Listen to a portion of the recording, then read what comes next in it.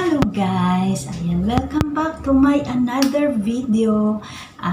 For today's video is mag-prepare tayo ng dinner namin tonight. So, samahan nyo ako guys mag-prepare ng aming dinner for tonight.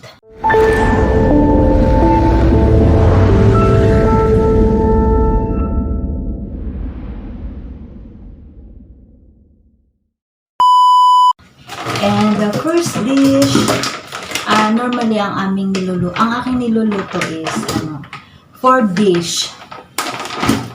4 dish sa 4 na tao. Okay. So, mag-prepare tayo ng ating dinner. Samahan nyo ako. Chicken wings. Ayan. Ano ko ito. I-oven ko siya. So, i-marinate muna natin. Ay, hugasan pala muna natin, syempre. Lalagyan ko siya ng asin para matanggal yung lansa at saka madulas. So, yan. Hugasan natin mabuti. Mag-prepare tayo ng pagkain ng 4 people.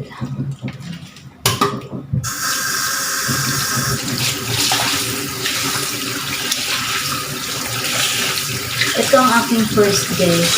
So, hugasan ko na muna siya hanggang sa i-marinate ko na siya para may time pa siya na marinate for 1 hour. Ayan. Lagyan ko siya ng ganyan. Para makita mong maluluto siya hanggang loob. Yan.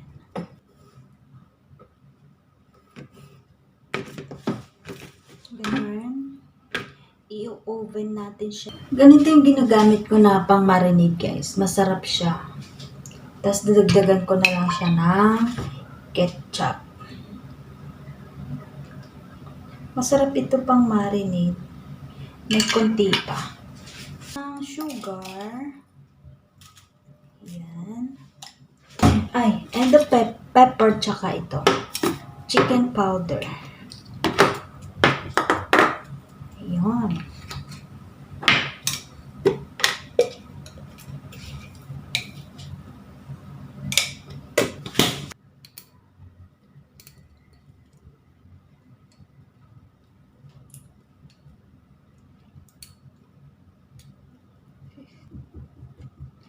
So, ito guys yung aking first dish. I-marinate muna natin siya. Nilagyan ko siya ng ketchup. Konting ketchup. Para mas masarap. Okay. So, ito naman po yung aking second dish. Sprouted beans. Yan. Kung sa Tagalog is, ano sa Tagalog na nga ito? Togi ba? Oo, yun. Ganun. Ang imimix ko lang dito is, eto. Ang yung ihahalo ko dyan. Fish cake. Fish cake po ito. Yan lang ang ihahalo ko dyan. Yung ating pang-tatlong dish is ito guys. Yan. Tofu. Tofu with ganito. Yan, i-slice natin siya. Ano ito guys? Parang kikiam. So, yon. Yan ang aking third dish is. Pang-apat na dish ko is yung fry na veggies. So, yon. Mag-prepare muna tayo. Medyo matagal gawin ito kasi napakarami. So, it takes time talaga siya. So, yun. Mamaya ka na. Ito muna ang aking gagawin. Matagal ito.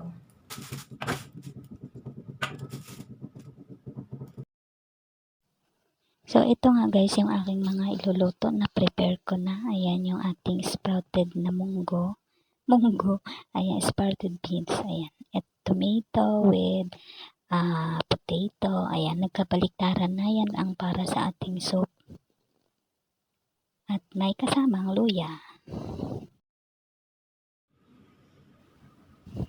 ito naman ang magkapares, ang ating tofu na nilagyan natin ng parang kikim ang lasa nito guys. At ito yung ating itlog. Ilalagay ko ito sa soup mamaya. Nagtataka kayo bakit may piniritong egg. Isasama ko yan sa soup. Yan ang kasama niya, parang kapalit ng meat. Yan. Meat ang meat dapat dyan. Pork ang masarap. Pero dahil wala kaming pork ngayon, kaya egg na lang. Ayan na guys, nailagay ko na dahil luto na. Yung patatas is malambot na. Kaya yan. Yan ang aming soup. Kaya dapat laging may soup tuwing kakain. Ganyan sila.